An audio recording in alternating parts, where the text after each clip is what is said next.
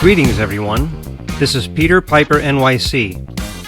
Recently, I had the pleasure of having a conversation with Brian-levine, one of the Las Vegas International Pipe Show organizers. We discussed the background of the show, some insider pipe information, and industry points of interest. I was even able to get Brian to reveal some information that has not been made public as of the time of this recording. So be sure to watch this to the end so you don't miss it. Hey, Brian, I really appreciate you taking the time to make this video because I know that you don't need much introduction, but I made a couple of notes because you have a very wonderfully rich background, which I'm going to look at as I'm talking to you and just recite, even though I'm sure a lot of people are familiar with it. But you've had an amazing involvement in both the tobacco and pipe world. And to name a few things, you were national sales manager at Brigham USA. I'm sure I don't have these in order. You were, I think, general manager of somking-pipes.com, former director of the RTDA before they changed their name to the International Premium Cigar and Pipe Retailers Association. And then changed their name again. Yeah. Pipes and Tobaccos Magazine, Holy Co. Roar, Supplet, Altadis, yeah, which is, which I don't know if everybody knows exactly, but I wasn't totally familiar with. They're responsible for most all cigar brands that we're familiar with, which are, Monte Cristo, Romeo and Juliet, H. Upmann, and so on. And then, of course, the, Village of Stokkebye International part. And I want to spend a moment on even though this video really is on the Las Vegas show, as we talked about before we started the broadcast, it's really the people that we're talking about. And I just wanted to get a little people thing mixed into this because it's not so much, okay, here, come to the show, get out great pipes, great vendors, get your dream pipe, so on. That's part of it, but really it's people. And I wanted to spend a moment on that. And I wanted to spend a moment on your, what I will call authoritative Peter Stokkebye, understanding, because you, I believe, not only had the opportunity to work with Stokkebye and had the pleasure of knowing him very well, I think he's really an underrated personality, if you will, or a person in this industry. I mean, the company that he came from, Stokkebye, was started in the late 1800s, and that's why they call it fourth generation, which most people just take, fourth generation. It's like, okay, fine, whatever it may be.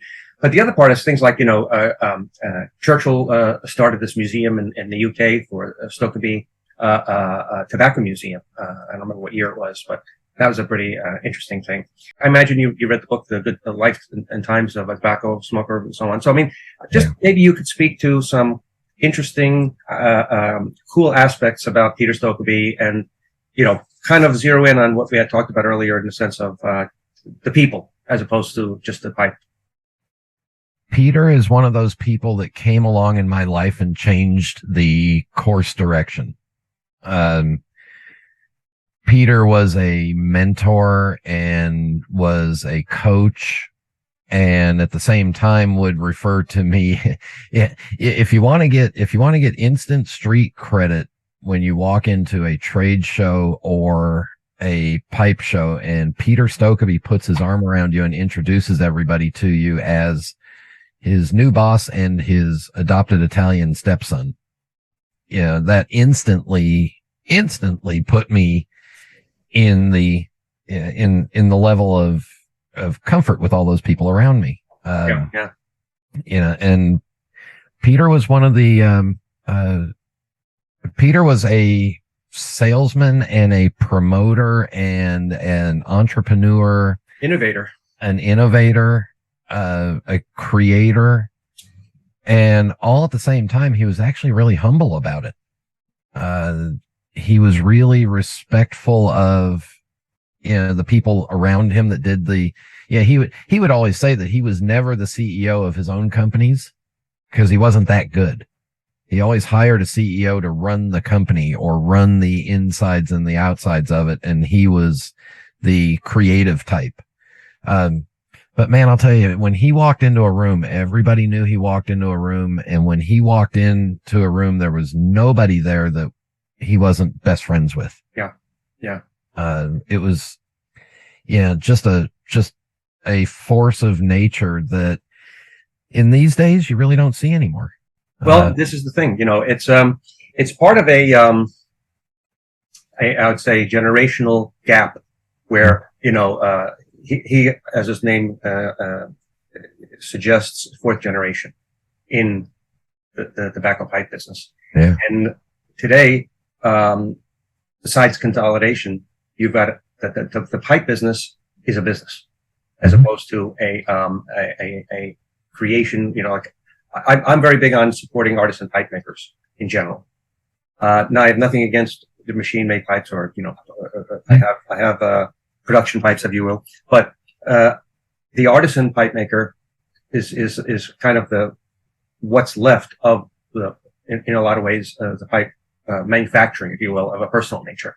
Yeah. Because if you look at the companies out there that make tobacco or produce tobacco or provide pipes, primarily they're consolidated and they're owned. And, especially recently with, the tobacco pipes and Cup of Joe's, for example, you have that most recent, I don't know if it's the most recent, but certainly recent, consolidation.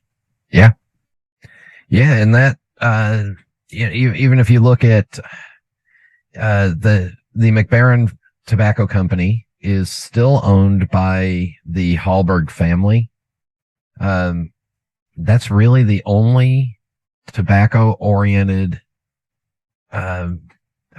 faction, I guess is the best way to say it, that is still owned by the original family that began it or presented it. Right.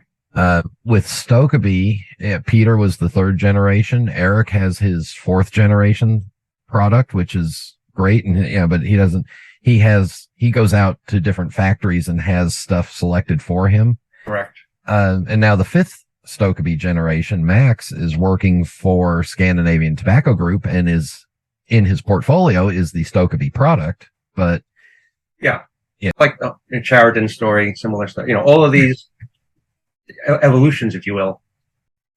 Yeah. It's like the Dunhill, the Dunhill product is, the family is no longer anywhere near involved. And in fact, they had to, because of the way the brand was split up, they had to take the Dunhill name off of the White Spot non-cigarette product. So, right. Well, the whole thing with the Dunhill Taylors, litigation and Dunhill in general, Alfred Dunhill. But since you mentioned Dunhill, and I know you had a brief stint with them, working wise otherwise, my understanding is that Richard Dunhill actually packed a pipe for you once.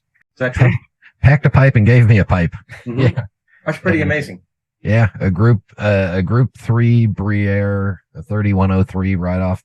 Maybe it was a 1-3. I forget the exact number, but yeah. Yeah. So, I mean, these are the kinds of things those what I meant by your rich experience and activity and involvement that, spans a great period of time that are just, amazing moments that there's two things that we have no control over, which is change and time. Right. It's something that I'm not that keen on because I'm a little bit of a control freak. And so when I realize those components, it's very humbling. The other part I just want to touch upon as a moment is that, you also worked actually for Disney for a while, in your younger years. And that, you did kind of different things from a train conductor to a cast member and everything else, but that you actually have some pretty cool Disney memorabilia in the form of pipes and, a particular, there you go. Yeah. There's one. Let's see if I don't know if the camera will focus in close enough on it, but, I doubt it, but yeah, this is a, Sheraton second that was stamped Disneyland on the bottom of it. Right. And you actually have I think a purchase order and an invoice from SM Frank, I think it is, company. Yeah. So it's a lot of again, I'll go back to the cool, really rich experiences that you've had, in bringing this forward. And so it's really quite, I would say, not only an amazing experience, but it's a pleasure for me to be able to extract that from you and share that with others. Because this is what it's all about. The whole pipe, for me anyhow, getting into the pipe show now, the whole thing for me of asking you to come and do this video and promoting the pipe show is, as you know, and I've stated many times, I don't have any affiliation with the show in any way, shape, or form, whether it be financial or otherwise. What I do have is a vested interest in making it a successful, or participating in some manner to make it more successful, because I think it's a great venue for people to come that I've talked with and exchanged virtual meetings like we're having now, but never met in person. Yeah. Yeah. Boy, the difference of sitting down sitting across a table from somebody or sitting across a Zoom from somebody. It's, yeah, the round table. There might be a round table of 6 of you smoking, and then the conversation might involve all 6, and then it breaks off into 2 or 3, and then a pipe gets passed around so everybody can look at it, or a bowl of, a tin of tobacco's opened and everybo's sharing it around. And exactly. Well, and the stories that come out, like you and I are chatting now. Yeah. If this wasn't a Zoom meeting, there might be 2 or 3 other people here. Yeah. And someone would say, "Oh yeah, I remember I had this thing happen," or "Is that a case?" And then you'll say, "Oh, that reminds me of whatever it is," and so on. Or say, "Oh, what's that pipe you have? Oh, that's a such and so. Really? Where did that go?" Blah blah blah. And this is the whole thing, is that sharing element. Yeah, and I'd be able to get a side draft of what you're smoking, and it might intrigue me. My understanding is you're kind of like the co-organizer of the show. Is that right? You have another gentleman that's working with you on this as well? Yeah, so Dave Peterson and I have known each other probably 20-something years from meeting at pipe shows and knowing each other and seeing each other.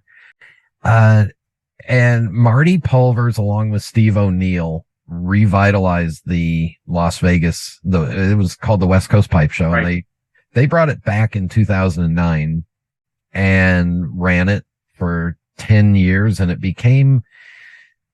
quickly became the pipe show that I looked forward to the most, because it wasn't as big as Chicago. You could visit with everybody. You can smoke right on the show floor, and it was just a good, comfortable pace in a smaller size. Yeah. And then because of COVID stuff and things that, it got suspended for a couple of years. Marty had just lost his wife, and he's getting up in age, and Steve's getting older, and that he wasn't sure. So we agreed that we'd do it together if and only if we had the blessing of right. Steve O'Neill and Marty. Right. So we reached out to them and managed to, over a couple of weeks and of emails going back and forth, got the blessing, and then reached out to the hotel and said, "Hey, are those dates still available?" And signed the contract the end of May. Yeah, we said, all right, there's a few things that we want to do different. We wanted to make sure with Marty and Steve that it was okay that we changed the name. I wanted to bring some other aspects to the pipe show. Welcome the international folks. Sure. Let people know where it is, and really embrace the fact that there is this entire wonderful community of people that are pipe smokers that live on YouTube, Facebook groups, Instagram, and say, "Hey, look, this is a place where you're welcome to come from the virtual world to the reality world." Right. And come and see some of your favorite YouTube pipe presenters, and come and see, we've got 3 or 4 other podcasts besides, I'm not recording mine, but there'll be 3 other podcasts that are going to have time on an area that we're setting aside calling the social media studio. Right. Nice. For them to sit down and record live on the show floor. We've got a couple of YouTube presenters that have asked for time there, and we've given it to them. Because we want the future, deep down secret. Here it comes. Are you ready? The future of the pipe and tobacco hobby is right here, what you're doing. It's what podcasters are doing. It's what YouTubers are doing. It's those Instagram groups. We don't have the pipe shop to go and hang out in. Correct. Very few of us are lucky enough to have a tobacco shop nearby that has more than, if the tobacco shop has more pipes than you own in it, that's a good one. That's right. Let's create a place where, say you come to Vegas on Thursday and you do the room hopping on the 14th floor, which will have 2 or 3 hospitality suites hosted by different groups, Right. and other various regular rooms that will be open with product or just hangouts. Sure. Do that Thursday night. Do that Friday night, and we're opening our smoking lounge at 5 p.m. on Friday night for anybody to come in and sit. And it's going to be about, I think it's 1,800 square feet. Oh, very nice. Indoors, right up on the same level as the pipe show. So come out and hang out. Meet the people that you've seen online. I can tell you right now, I have learned a whole lot more about the pipe and tobacco, the gentle, as Alfred Dunhill called it, the gentle art of pipe smoking. I've learned a whole lot more of it about that from watching and talking to other people at pipe shows. That's right. Than I have ever. I can show you how to pack a pipe right here, but you can't feel the tension of the bowl. No. You can't feel the tobacco. So you need that in person. This is one of my Sato pipes, and you can't really see the fine detail of this issue inlay. That's right. Online, but if you see it in person, then you appreciate all the different layers. Yeah. I mean, it's a, this is a petrified whale spine pipe reamer. Yeah. And it looks black if you see it here now. But if you look at it in person, you can see all the detail in this, that was put into this and how it was made. And you can hold it and go, wow, that is so perfect, in your hand, and as well as enormously functional and beautiful all together. And it's made so that when you lay it down, it stands like that by itself. Yeah. So you can get that. And, if you want guidance on pipes to look at and how to look at a pipe, Rick Newcomb will be there at the show, and Rick has a perspective on pipes that is his, and he's highly passionate about it. And at the same time, you can go to one of the other guys and talk to them about their perspective on a pipe and get all these different opinions. Well, every opinion is correct. I have to tell you, I have this burning desire, and it'll give me the opportunity to ask Fred Hanna why he insists that bird's eye should not be on the side panels of a pipe. Why he insists that they have to be on the bottom of the pipe and so on. To me, I want to hear his part. To me, I want to be able to look at the pipe, and I'm a bird's eye freak, so I happen to, I want to look at the pipe, and it's on the bottom. You really can't appreciate it while you're smoking the pipe. I'm not going to do this while I'm looking at the pipe.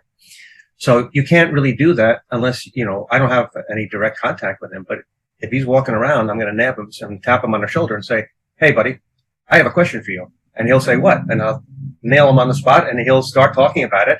And before you know it, it'll be a conversation.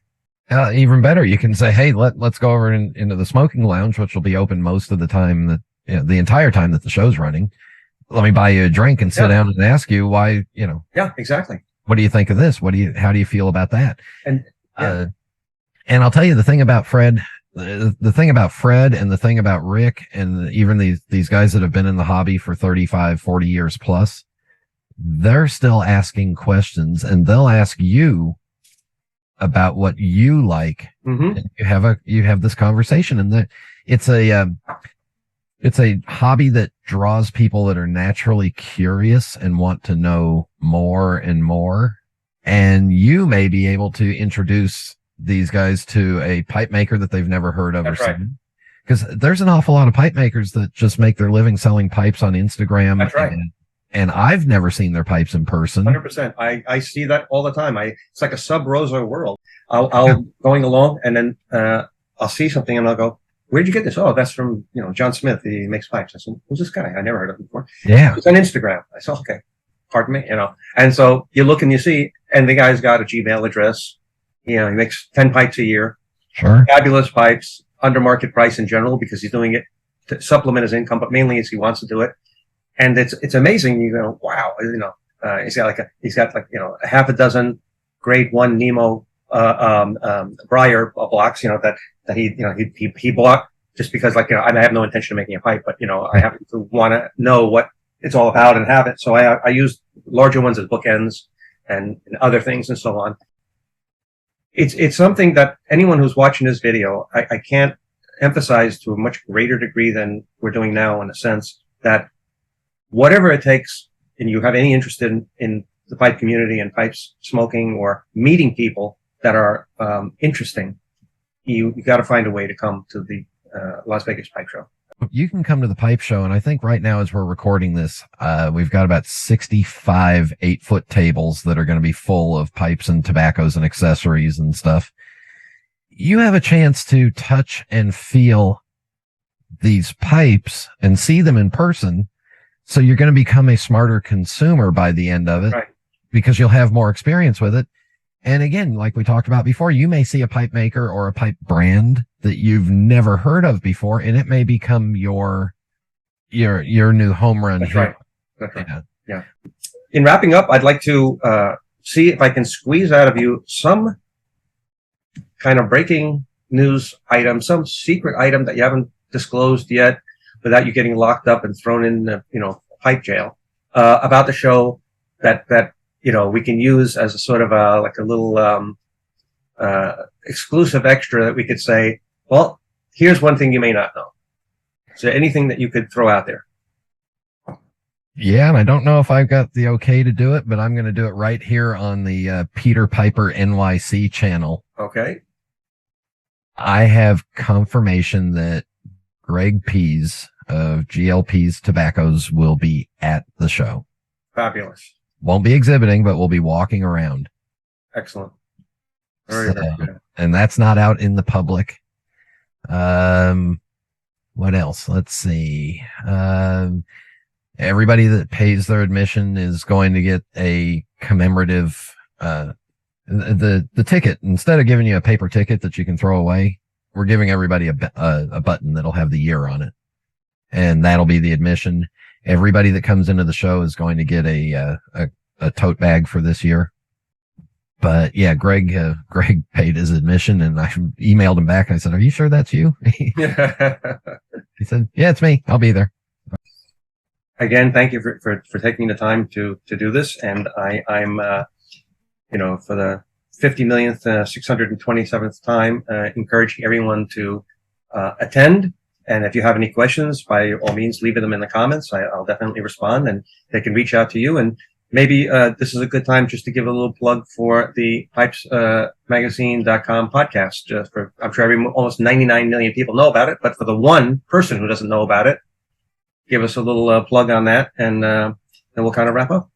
So the Pipes Magazine radio show, available anywhere podcasts are downloadable for free. It's all free. All 521 at this time, 521 or 520, something like that. Yeah. 521 episodes. We're coming up on our 10th year anniversary. So, a new show every week. They're all there.